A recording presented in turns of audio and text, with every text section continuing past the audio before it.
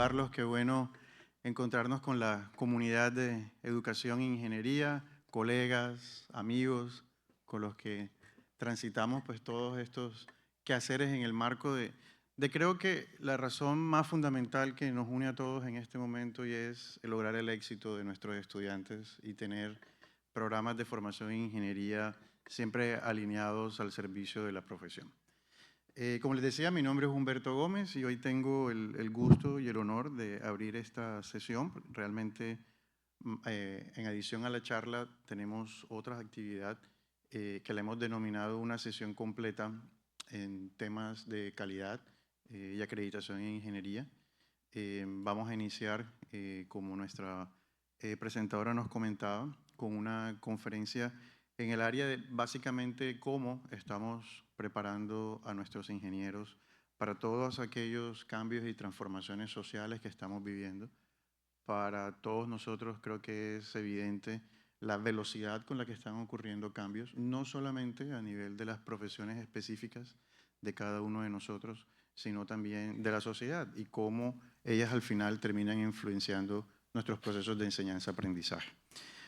Es por eso que vamos a contar inicialmente con la presentación de la doctora Kenimer. Voy a pasar al inglés para poder presentárselas. Y como la presentadora les decía, pues tenemos la posibilidad de escuchar también la charla en traducción simultánea por el canal designado. So, good morning. Welcome to everybody. We're very happy and honored to have our inviting speaker, Kenimer. Anne is it has a really good collaboration with ACOFI. We have been also working in multiple initiatives, and it's such an honor for us to have her here this morning. And is the Chief Accreditation Officer at ABET, bringing over 3 decades of academic and leadership experience in her role. Prior to joining the ABET headquarters staff in 2024, she spent over 20 years and as an ABET volunteer serving as program evaluator, team chair, being part of executive committees, also officer in Engineering Accreditation Commission. From her academic background, Dr. Kenimer is also a professor emerita and associate provost emerita at Texas A&M University, where she held various leadership positions before retiring. Over her 30 years of career as a faculty member at Texas A&M, she held several college and university level positions, including Associate Dean and Interim Executive Associate Dean in the College of Agriculture and Life Science, Associate Dean of Faculties, Interim Dean, and Chief Operating Officer at Texas A&M University at Qatar, and also Associate Provost for Undergraduate Studies. So as I mentioned, it's an honor to have Dr. Kenimer with us, and thank you very much for being here. It's also good to have you here in our event. So good morning. The floor is yours.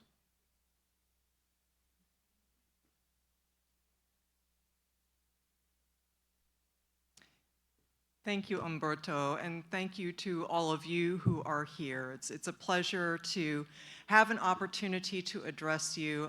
As Humberto mentioned, I have a 30-year background in higher education, and my true passion in higher education was teaching and how we are able to provide students opportunities to develop their professional careers and be ready to go out and tackle big problems that societies face. And so I was pleased when I saw that the theme for this year's ACOFI meeting was societal transformation. But it occurred to me that while I had a vague idea of what societal transformation means, I didn't really have a whole lot of detail about that. So I Googled it.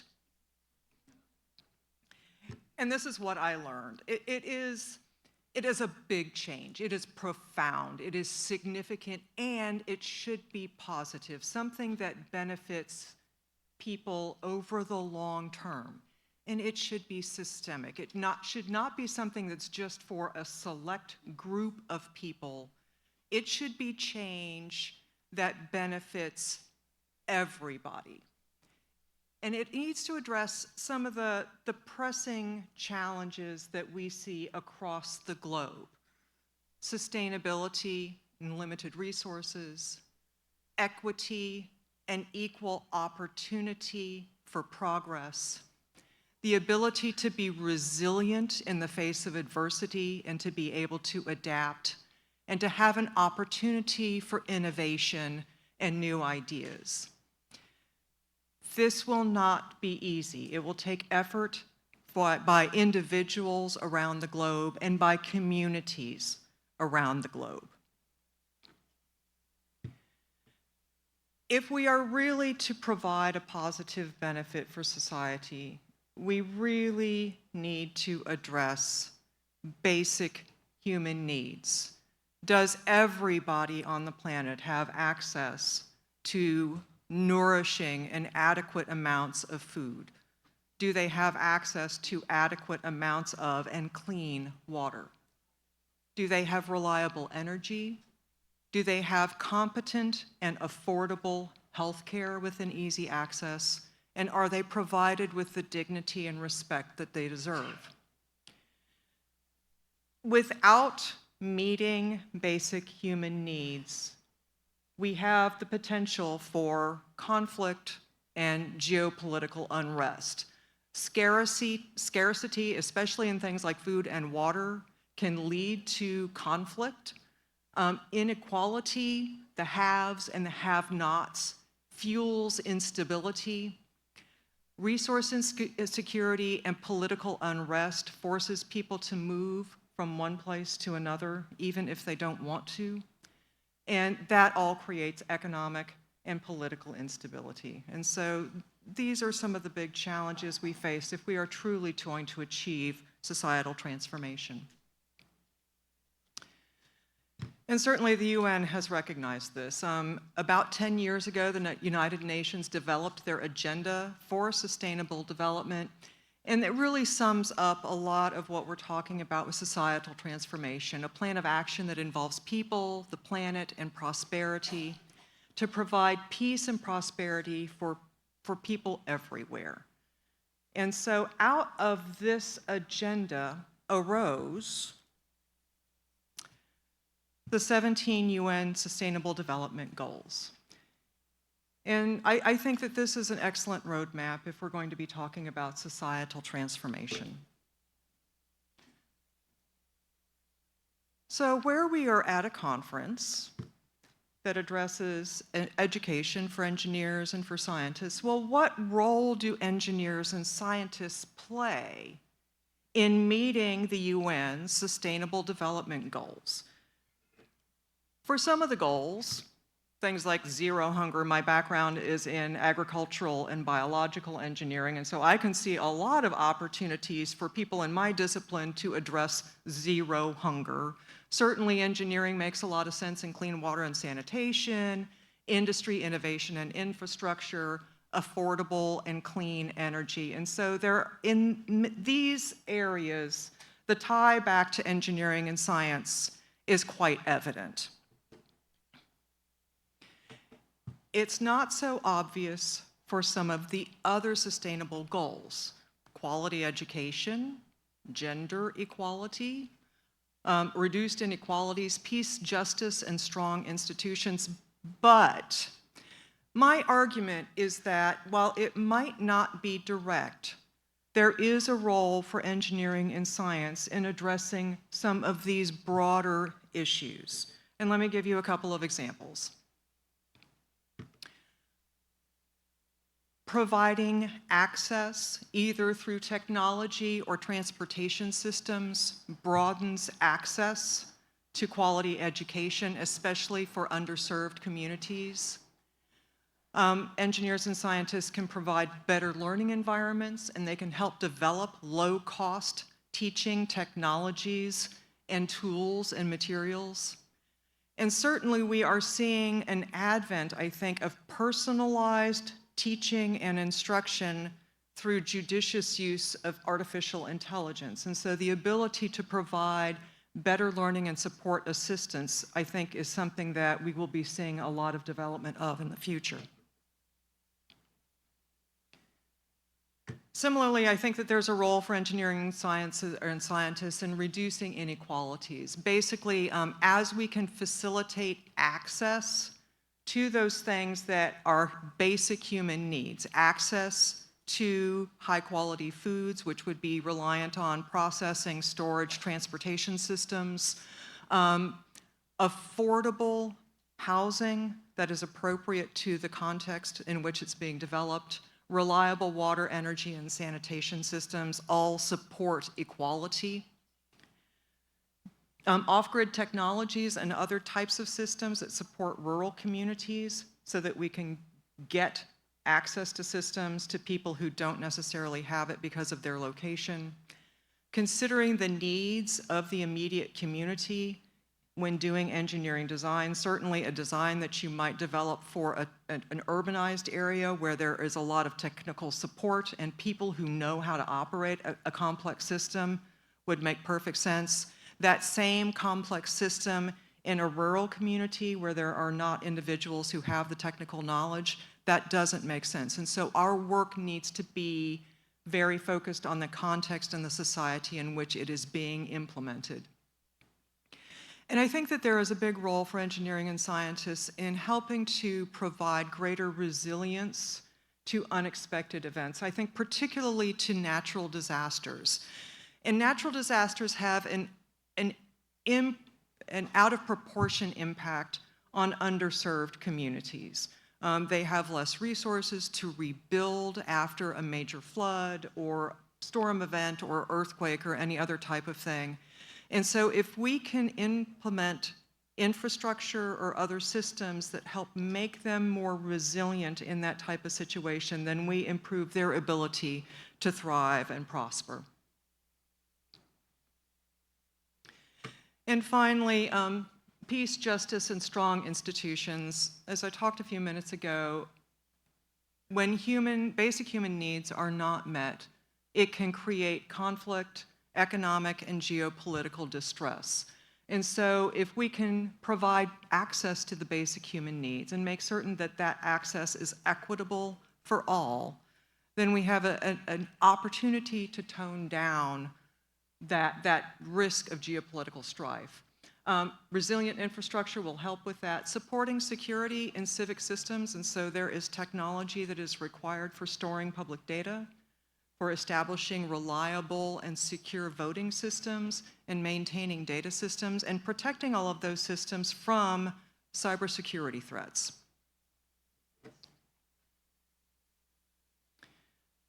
So, as educators, what is our role in helping students become prepared to deal with some of these big challenges? Well, certainly we need to give them the basics. They need to have a sound foundation in their discipline. And so for an engineer, that's going to be the mathematics, the basic sciences, the fundamental engineering sciences, the discipline-specific topics in their area. And we also need to include that general education component. I think a lot of times as engineers, as scientists, we think, well, those are the classes that the students have to take because the university requires them. And certainly sometimes even as faculty, we don't see how they integrate in the full preparation of the student. But I think in this particular context, that background is especially important.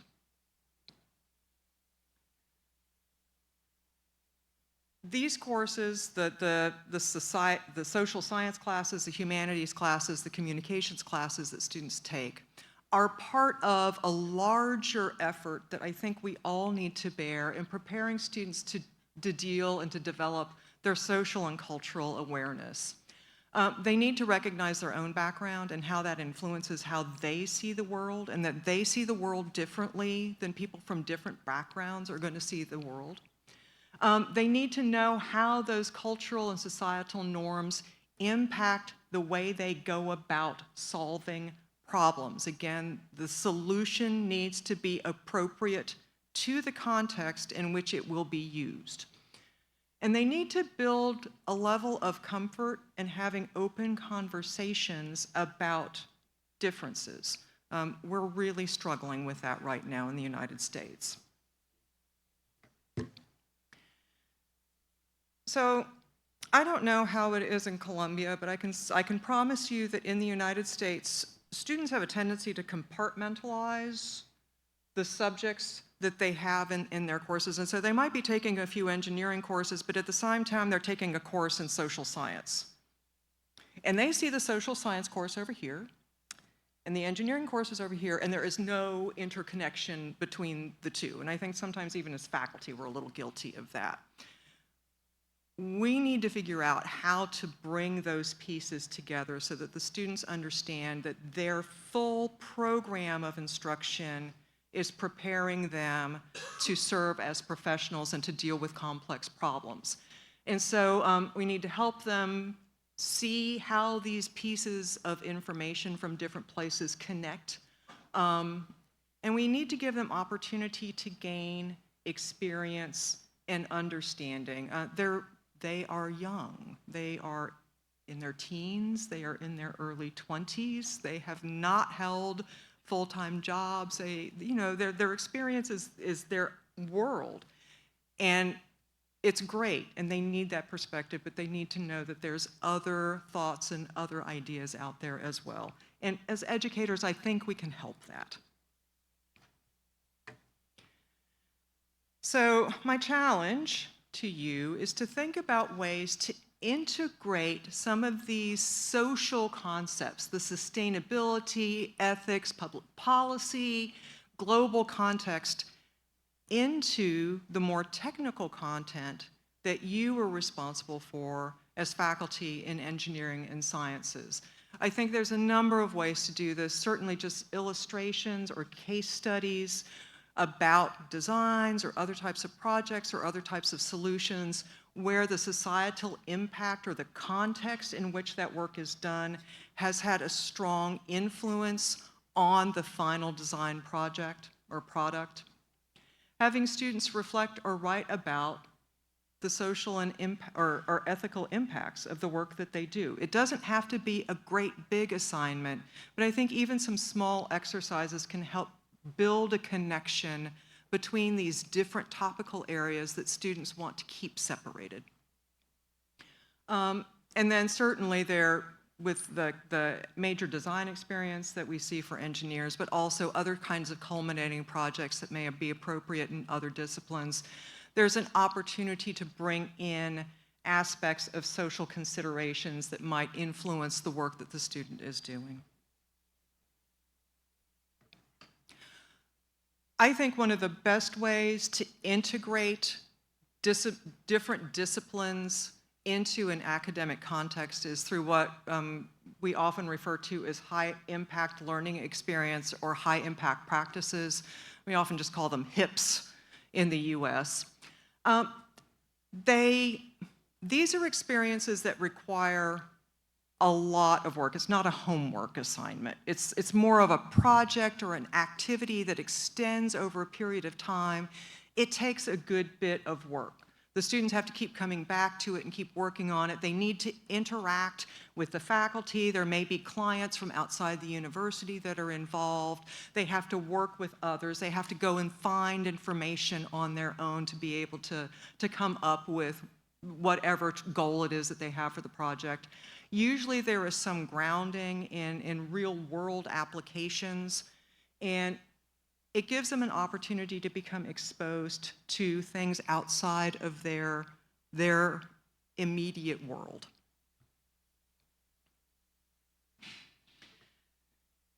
There are some recognized that there was a seminal publication on high-impact learning experiences, and it identified the set of experiences in that first book. And these persist, particularly in use in the United States and potentially outside the US as well. Certainly capstones, courses, and projects, something that many of us are familiar with, are on the list. Collaborative assignments, first year experiences where students have some sort of learning community, other common experience that they all do when they first come into the institution.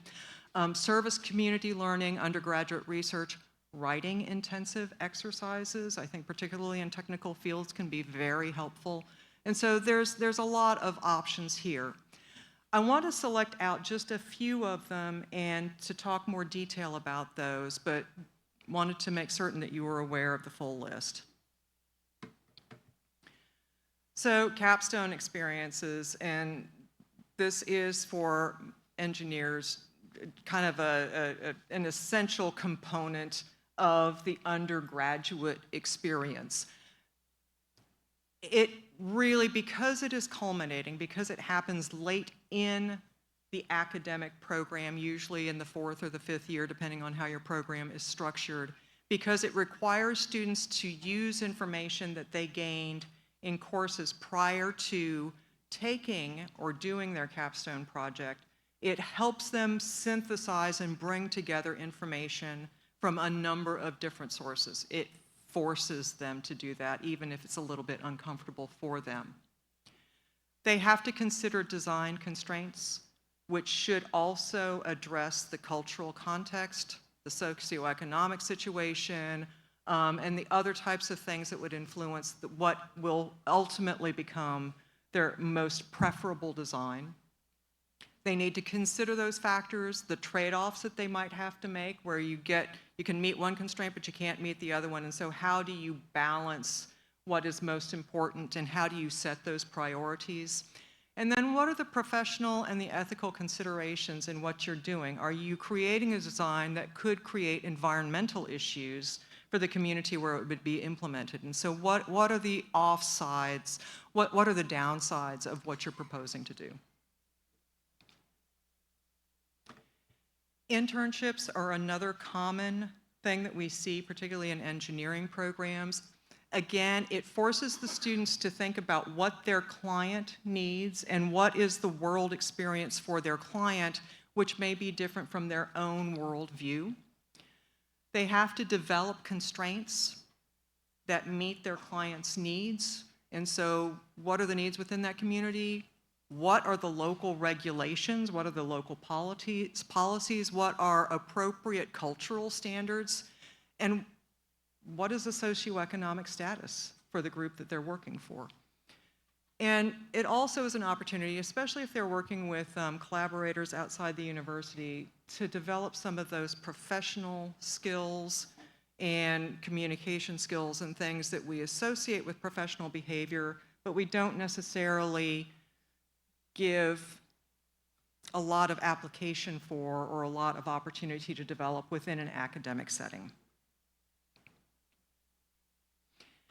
And finally, community-based learning. I have had the opportunity to participate in a few ABET accreditation reviews in Latin America, and I think in all of those cases, the institution had a very well-developed program for community-based service learning. And students were going out into the communities, working with neighboring towns and communities and neighborhoods, trying to, sometimes just public service, go out and do volunteer work, but sometimes working on specific projects.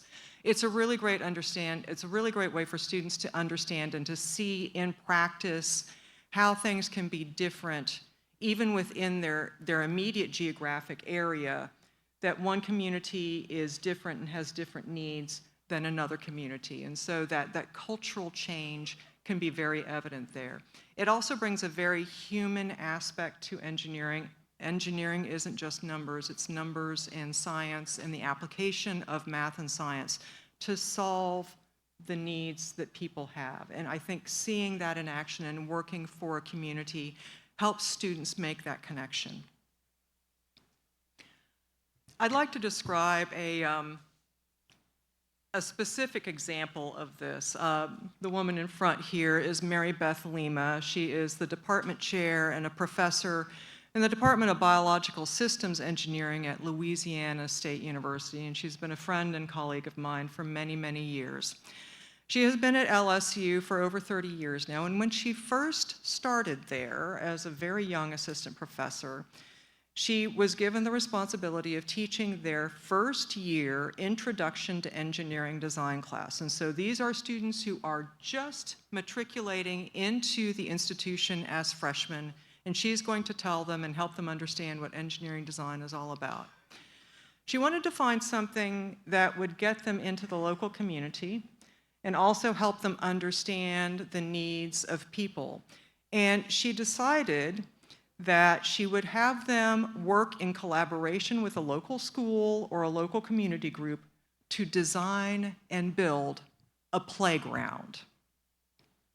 This program has been phenomenally successful.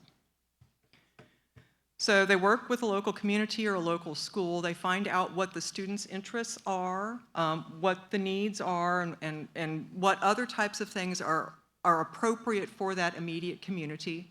The first-year students learn about the safety regulations, the environmental, not the environmental impacts so much, but the economic impacts.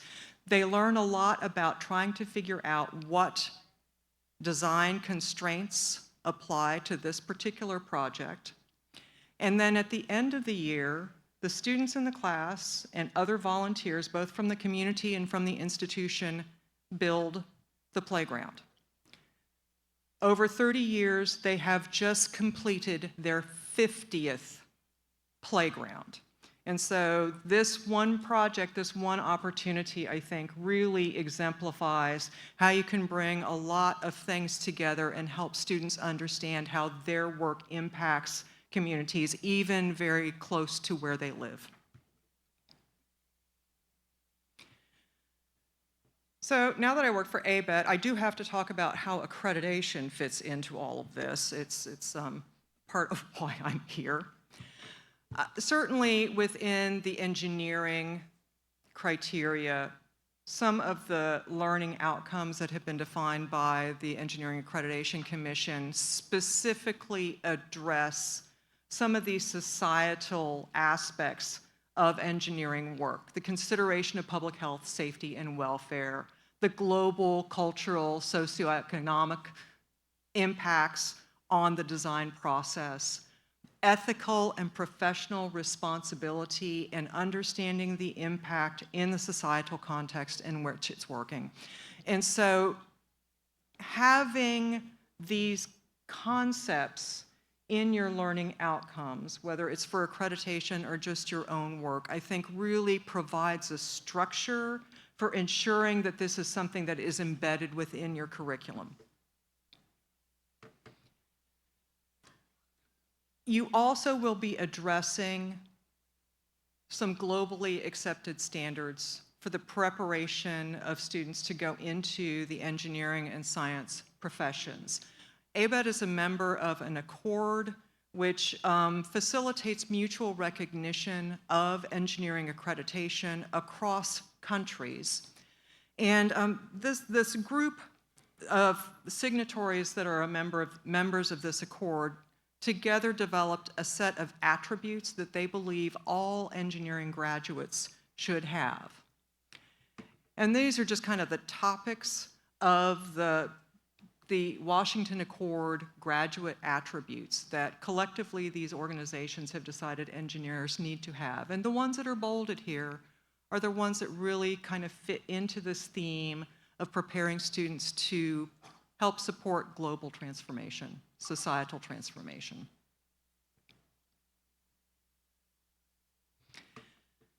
And finally, I think that there are some really rich opportunities to use these high-impact experiences as an assessment opportunity, because you are asking students to consider societal contexts, economic constraints, other types of things in their work. It gives you an opportunity to assess the quality of the work that they're doing on that component of the assignment. And so this is an opportunity for you to gather data that may be important or helpful in your continuous improvement process. I do want to point you towards what I think is a very good resource.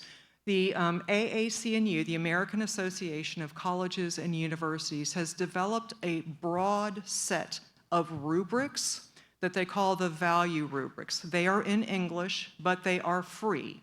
And they're downloadable, there's accompanying documentation, and they address things like communications, ethics.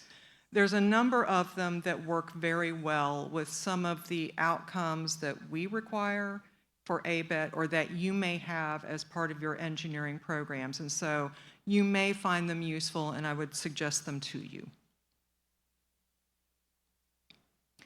And finally, I just want to give you a quick overview of some ways that you can engage with ABET, both while we are here in Cartagena and then after we all go back to our places of home. We have a booth just around the corner. It's on the far back wall of the convention center. Please stop by if you have not already done so. We've got a number of people there. Lorena is there. Kevin, who is somewhere in the room, is there. I am there occasionally, but I can't speak Spanish, so I'm probably not of much help.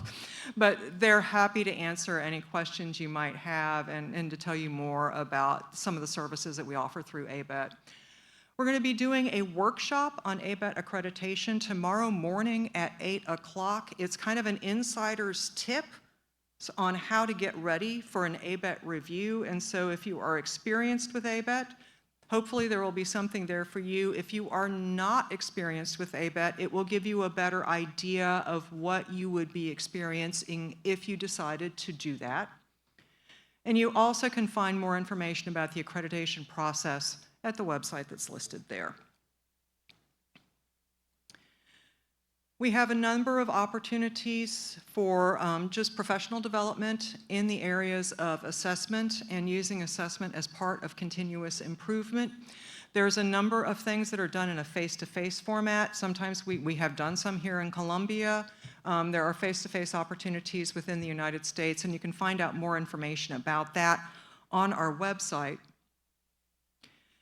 We also now have some online learning modules related to assessment. These are fully online and they can be done at your own pace.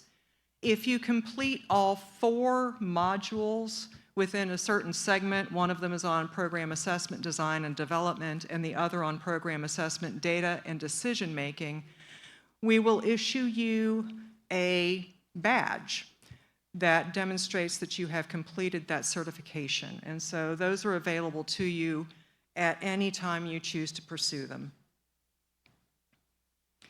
We also invite you to join us at the ABET Symposium. It will be in Raleigh, North Carolina in 2026 in the middle of April, the 16th and the 17th. It's a great opportunity to learn more about ABET processes. There's always tracks. This year we're going to be focusing on breaking down barriers and how do we form collaborations across those divisions where we don't always have productive collaborations. And so a lot of great information and would love to see you there. And finally, thank you. I don't know how we're doing on time, but I would be happy to take a question or two if there are some. Yes. Do we have a handheld?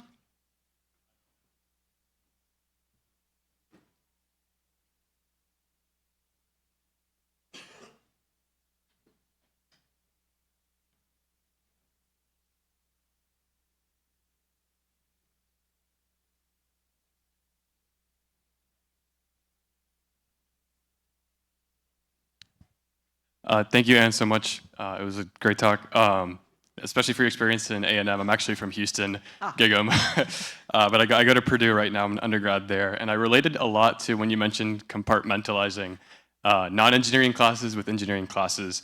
At Purdue, we have a first-year engineering track where a lot of students, and myself included, kind of fall into that trap. We're just kind of like generic engineering, some chemistry on the side, some like communications on the side, and all of us just trying to get past it as quick as we can, right? And so I'm curious, at least for myself, I've kind of gotten out of that rut by like getting into research and things that are not related to my major.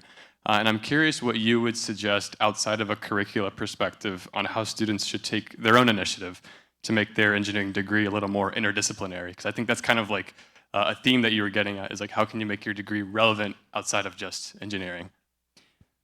I think a lot of co-curricular opportunities are available. Certainly engaging with professional organizations on campus, but also sometimes just the social organizations on campus. It connects students with others outside of their discipline and fosters that, yeah, you're going to talk about a lot of other things, but you'll probably be talking about what you're doing in your classes as well. And so I think co-curricular opportunities are a particularly good way to do this. I think service opportunities, and this is something that's rich, I think, on all campuses, is opportunities to go out and volunteer in the community. I think one of the most cited benefits of volunteering is that people feel good about having had that experience. But again, it puts you shoulder to shoulder with somebody from a different group. It has students working with probably an organization or a group of people that they otherwise might not have experience with. And so I think it helps to develop just that greater awareness that there are differences out there, and it's okay that there are differences out there. Thank you so much.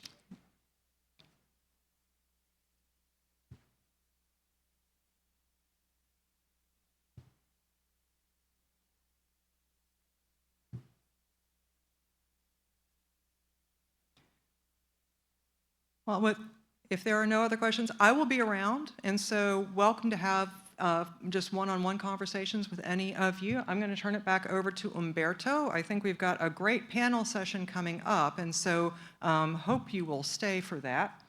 Humberto, all yours. Thank you.